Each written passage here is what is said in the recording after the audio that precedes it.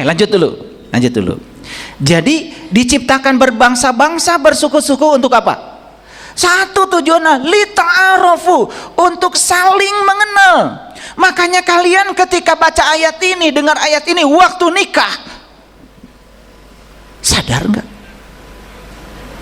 Diciptakan kalian berpasangan suami istri, laki perempuan, jenis kelaminnya berbeda, cara berpikirnya berbeda, dibesarkan di keluarga yang berbeda, adat istiadat yang berbeda, sukunya bisa jadi berbeda, bahkan bangsanya bisa berbeda. Lita'arofu, untuk saling mengenal, bukan untuk saling memenggal. Saling mengenal, paham ya? Coba begitu tahu, oh, ketika suami marah-marah, kenali dia. Kenapa dia marah-marah? Oh, dia dibesarkan di keluarga yang seperti ini. Dia tidak salah. Dia dulu otaknya bersih, cuma dimasukkan racun-racun dari lingkungannya. Dibesarkan di keluarga yang penuh konflik, makanya konflik terbawa. Sudah, saya sekarang sudah kenal suami saya terima aja dia apa adanya. Kan gampang kalau mengenal, betul nggak? Makanya begitu kenal, sayang. Gini-gini juga barang antik, nggak ada duanya, betul nggak? Susah carinya, betul nggak? Sesungguhnya orang-orang yang paling mulia di antara kamu di sisi Allah adalah yang paling takwa. Ini nggak saya bahas ya, yang ini, karena kalau saya bahas ini nggak akan cukup waktunya. Ya, nanti di episode lain tentang takwa khusus saya bahas lebih dalam. Ya, jadi ini PR. Nah, ada bagian yang akhir di ayat ini, innallaha alimun khabir. Sesungguhnya Allah maha mengetahui lagi maha mengenal. Jadi saya sangat sepakat dengan terjemahan Depag yang mengatakan khabir itu maha mengenal. Keren. Jadi Allah itu maha mengetahui sekaligus maha mengenal. Makanya karena Allah maha mengenal, beliau kenal semuanya, maka beliau menjadi maha penyayang. Masuk akal? Iya. Jangan percaya kalau ada orang mengatakan, ya kalau kita tidak baik sama Allah maka Allah akan mengazab. Tidak. Ya, bagaimana Allah yang maha pengasih maha menyayang mengazab kamu? Ya, yang mengazabmu itu bukan Allah, tetapi akibat dari perilakumu sendiri. Ini saya kasih tahu ya, saya kasih tahu. Kan suka ada yang sok beriman tuh. Kenapa ibu sendu sekali wajahnya? Saya sedang dapat ujian dari Allah. Wih, hebat.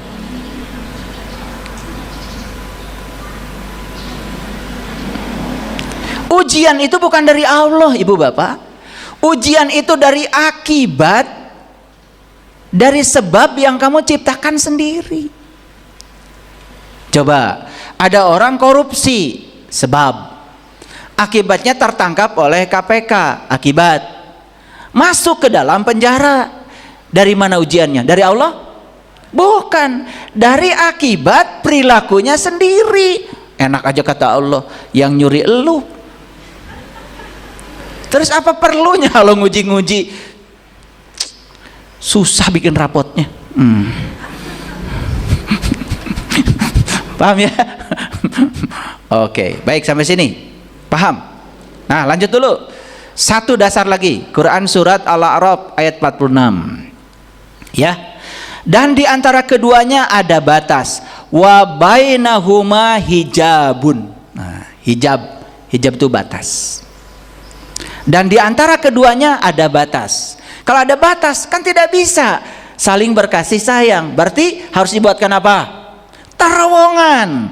Namanya terowongan silaturahmi. Semoga seluruh Indonesia mendengarkan kajian saya ini, termasuk ya para pejabat yang punya ide membuat terowongan itu. Saya bantu untuk menjelaskannya sama masyarakat. Ya, di antara keduanya ada batas. Wa bainahuma hijabun. Dan di tempat mengenal itu wa alal a'rafu rijalun. Ini perhatikan ya. Ini harus saya ungkap sedikit rahasianya. Di tempat mengenal itu ada laki-laki. Nah, perhatikan Bapak Ibu ya. Di Quran itu kalau ada kata laki-laki itu simbol dari urusan ruhani. Kalau di Quran ada kata-kata wanita, perempuan, itu simbol dari urusan jasmani. Makanya jangan keder ya. Di hadis, salah satu hadis dikatakan bahwa penghuni neraka itu kebanyakan wanita. Awas. Padahal saya tidak menemukan di Indonesia ada majelis taklim isinya laki-laki. Perempuan itu rajin ke majelis taklim. Di mana-mana majelis taklim pasti ibu-ibu, jarang bapak-bapak. Bahkan ketika diajak bapak-bapaknya sama ibu-ibu paling juga udah itu urusan ibu aja. Dianggap ngaji itu urusan ibu-ibu. Makanya kalau diajak kan udah ibu aja. Ya, karena ngaji itu sudah masuk urusan ibu-ibu. Bayangkan sudah majelis taklimnya ibu-ibu semua, katanya di neraka yang banyak adalah wanita. Dan orang-orang yang letterlek memahami neraka betul-betul nanti di neraka kebanyakan perempuan. Takut-takutin lagi kalau ibu tidak mengizinkan bapak, langsung, betul nggak? Iya, biar tambah banyak di sana. Itu hadis mengandung makna yang dalam. Di neraka itu kebanyakan wanita. Wanita itu simbol dari urusan jasmani. Maka siapapun yang hidupnya melulu hanya ngurusi urusan jasmani, ya pasti sengsara hidupnya. Ya pasti neraka hidupnya. Itu maksudnya. Bukan dipahami begitu letterlek. Paham sekarang? Ya, sudah di neraka banyak perempuan, di surga nggak ada bidadara, kan rugi 2 kali, betul nggak? Kalian tuh masuk surga juga rugi ya, nggak ada bidadara, di sana adanya bidadari. Bidadari dipahami betul-betul perempuan lagi. Aduh, itu. Makanya harus tahu watil kal amsaluna dribuha linas wa ma ya'qiluha illal alim. Aku bicara di Quran itu dengan perumpamaan dan tidak yang mengerti perumpamaan itu kecuali orang yang berilmu. Makanya supaya mengerti perumpamaan itu harus berilmu. Nah, ada 2 wilayah dibatasi nih, berantem terus nih 2 wilayah ini. Muncullah ya seseorang namanya laki-laki. Dia itu di tempat mengenal munculnya itu. Perhatikan kalimatnya. Wa alal a'rafu rijalun. Dia muncul di tempat mengenal. Jadi si laki-laki ini adalah simbol dari manusia yang sudah mencapai pencerahan ruhani. Dia sudah mencapai pengenalan diri, pengenalan kepada Tuhan. Makanya cerita di Quran surat Al-A'raf itu cerita Nabi Musa bertemu Tuhan. Lihat itu di Quran surat Al-A'raf ayat 143 lanjutannya. Ya Tuhanku, nampakkanlah diri engkau kepadaku agar aku dapat melihatmu. Apa kata Tuhan? Kamu tidak akan sanggup melihatku, tapi lihatlah ke gunung ini. Muncul kata gunung di situ. Karena gunung itu mewakili puncaknya kesadaran, tempat yang tinggi. Makanya Nabi Muhammad juga bertemu Tuhan di puncak kesadarannya, namanya Sidrah Al-Muntaha. Falamma tajalla rabbuhu lil jabal, ketika Tuhannya bertajali di puncak kesadarannya Musa. Dan Musa mengatakan apa di situ? Qala subhanaka tubtu ilaika wa ana awwalul mu'minin. Maha suci engkau ya Allah, aku kembali kepadamu dan inilah awal aku beriman. Musa mengalami kelahiran yang kedua. Musa mengalami pengalaman ketuhanan sebagaimana yang pernah dialami sebelumnya di alam alastu. Musa sudah menembus hutang ruhaniahnya sehingga saat dia mati pasti akan kembali kepada Allah. Dan saya sampaikan, Musa di Quran itu bukan sekedar sosok, tetapi peran. Berarti yang jadi Musa bisa siapa saja. Apakah kita bisa menjadi Musa? Bisa. Itulah yang disebut dengan learning to be, belajar menjadi. Belajar menjadi menjadi Musa, belajar menjadi Muhammad, belajar menjadi Isa, belajar menjadi Harun, belajar menjadi Ayub. Bukan menceritakan sejarah mereka, belajar menjadi. Baru keren. Nah, dan di tempat mengenal itu ada laki-laki yang mengenal masing-masing dari dua golongan itu. Makanya saya kasih tahu, ini kalau kalian berantem ya, harus ketemu dengan orang bijak yang mengenal kedua-duanya dengan cara yang baik. Karena kalau tidak mengenal dua-duanya, nanti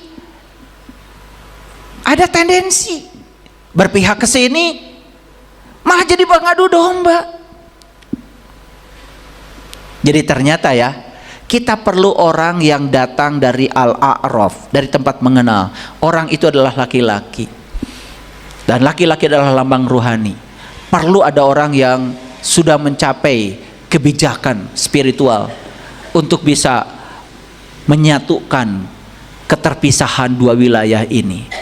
Makanya hadirin, untuk bisa membongkar semua hambatan yang memisahkan sehingga terowongan itu terjadi, harus ada orang yang hadir dari Al-A'raf, harus ada orang yang bijak. Itulah yang namanya ahli ilmu, itu yang namanya ulama. Tapi bukan ulama kata, ulama karya. Kalau ulama kata kan cuma katanya, bukan apa yang dialami dan dirasakan. Dan Indonesia ini perlu orang yang datang dari tempat mengenal itu. Perlu orang-orang yang sudah bisa mencapai pencerahan. Dan lihat sekarang, kebangkitan spiritual terjadi di negeri ini, lalu muncullah orang-orang yang berkesadaran, yang mencoba untuk mempersatukan kembali, merefleksikan, mengimplementasikan Bhinneka Tunggal Ika dalam kehidupan yang sekarang. Kenapa? Karena kecintaan kepada tanah air yang luar biasa ini. Oke? Ya. Dan mereka menyeru penduduk surga, salamun alaikum. Mereka belum lagi memasukinya, sedang mereka ingin segera memasukinya.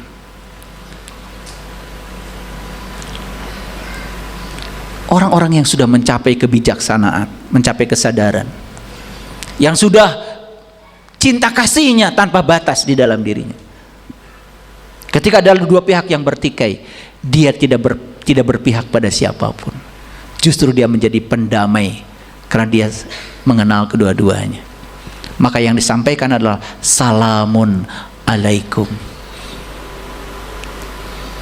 Yang dibangkitkan pada kedua pihak ini bukan nerakanya, tapi sorganya. Kesadaran tingginya yang dibangkitkan. Makanya kita pernah punya seseorang yang sangat plural.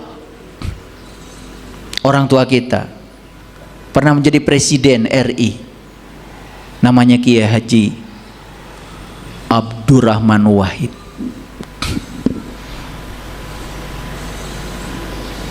Pemikirannya sudah sangat universal, tapi beliau tetap saja beragama Islam. Gitu. Dan saya percaya siapapun orang yang tahu esensi agamanya, hasil akhirnya akan menjadi orang-orang yang moderat. Moderasi.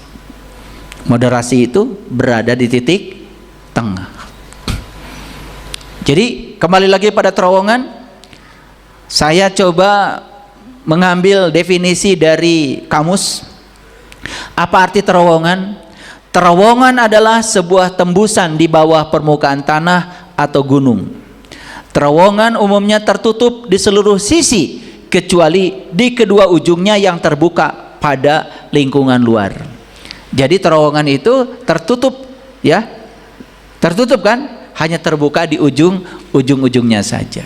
Kita harus tertutup loh.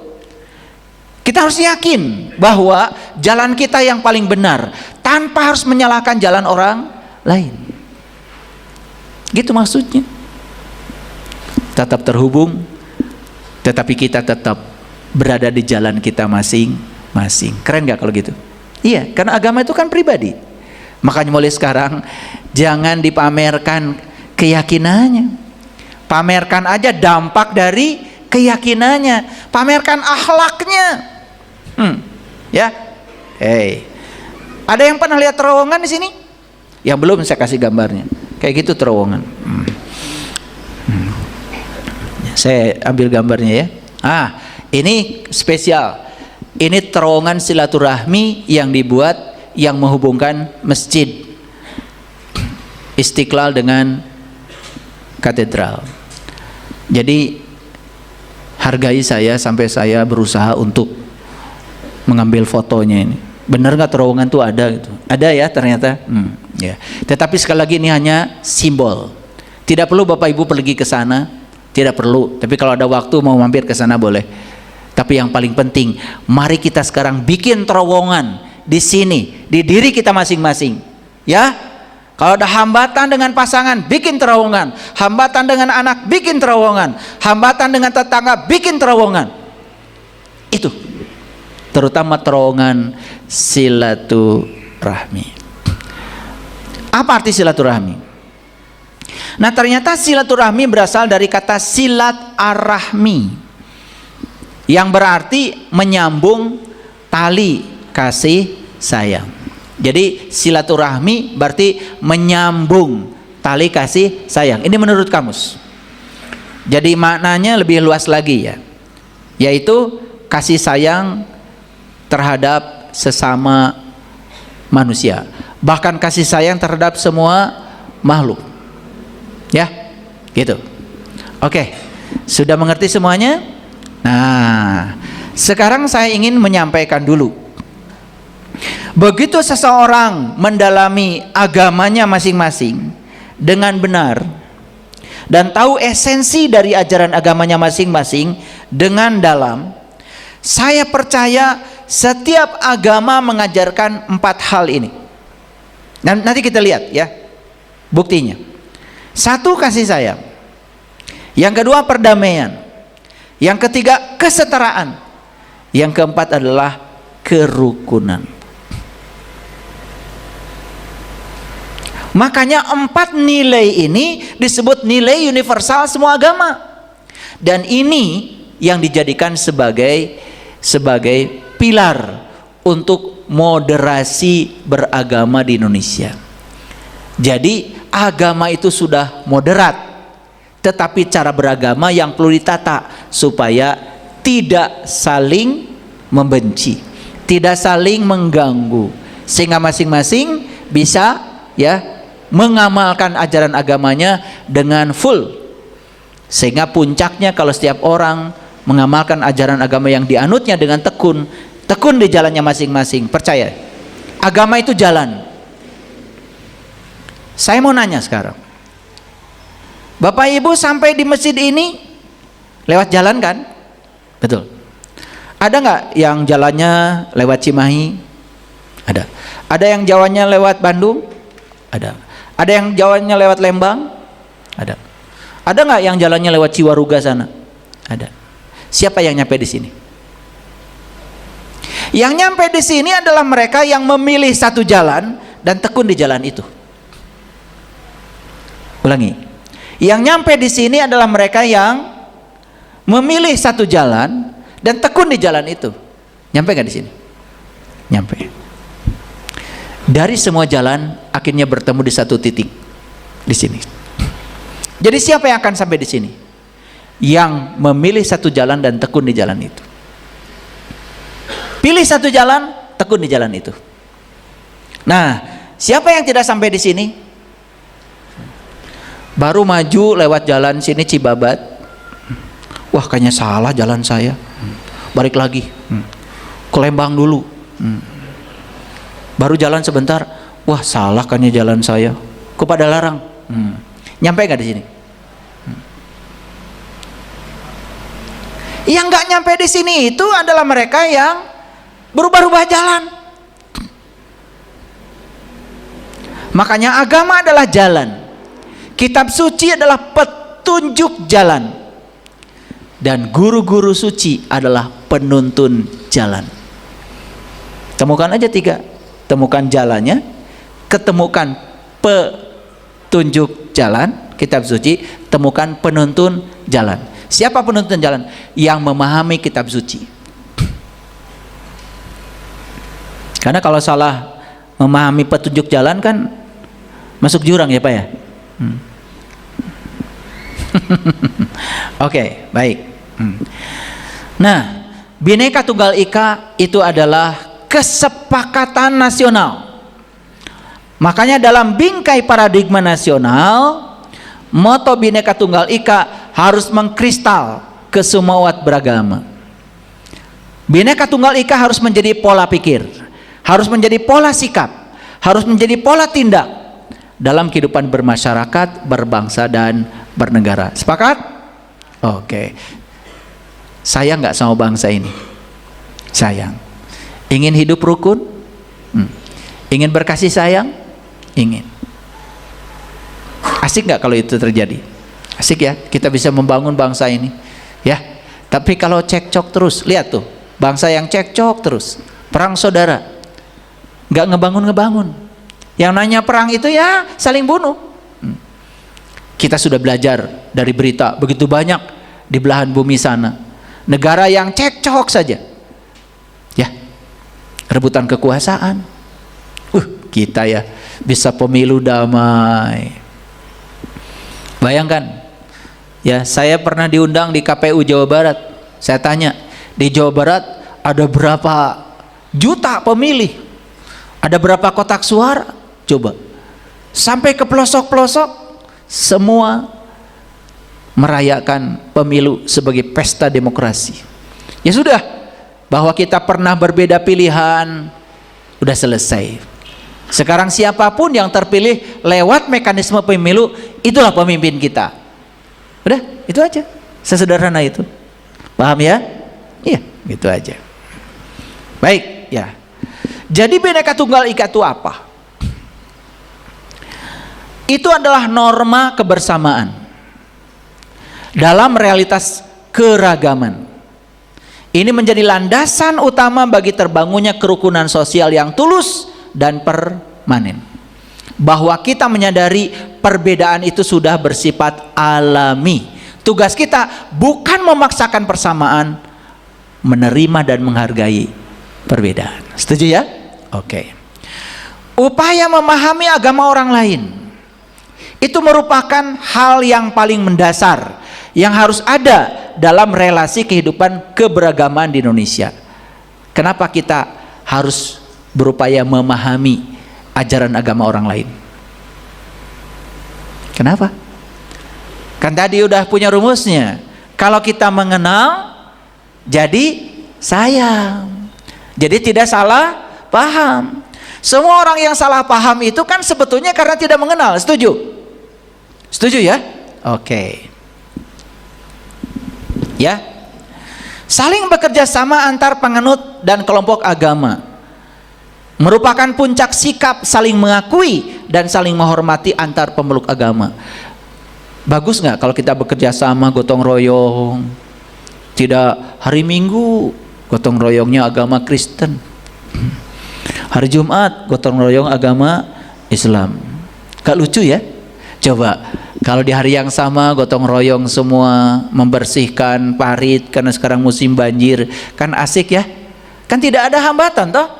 Kita tetap aja habis itu menjalankan agama kita masing-masing kan? Betul apa tidak? Itu ya. Makanya keunikan ini perlu dijaga nggak? Keunikan Indonesia perlu dijaga nggak? Yuk kita jaga supaya anak kita nanti bisa melanjutkan kehidupan dengan damai di negeri ini. Keharmonisan kehidupan umat beragama yang sejati akan terlihat dari adanya kesamaan keprihatinan dan kesamaan kepentingan yang terwujud dalam tujuan serta aktivitas kolektif yang bermanfaat bagi kehidupan bersama. Kan kita punya tujuan yang mulia sebagai bangsa. Ingin nggak jadi bangsa yang maju? Semua kita sekarang mendambakan tahun 2045 Indonesia harus menjadi Indonesia emas, bukan Indonesia besi. Tahu nggak bedanya emas dengan besi? Besi itu kena air karatan, Bu. Tapi kalau emas karena air nggak karatan. Emas itu logam mulia yang paling tahan. Banyak juga yang ngomong Indonesia emas, saya tanya apa sih Indonesia emas, nggak ngerti juga ternyata. Ya, cuma ngomong aja ya. Jadi Indonesia emas itu Indonesia yang isinya penduduknya itu seperti emas, bernilai tinggi, memiliki ketahanan yang luar biasa terhadap segala goncangan dari bangsa-bangsa yang lain. Itu maksudnya Indonesia emas. Banyak yang nggak ngerti.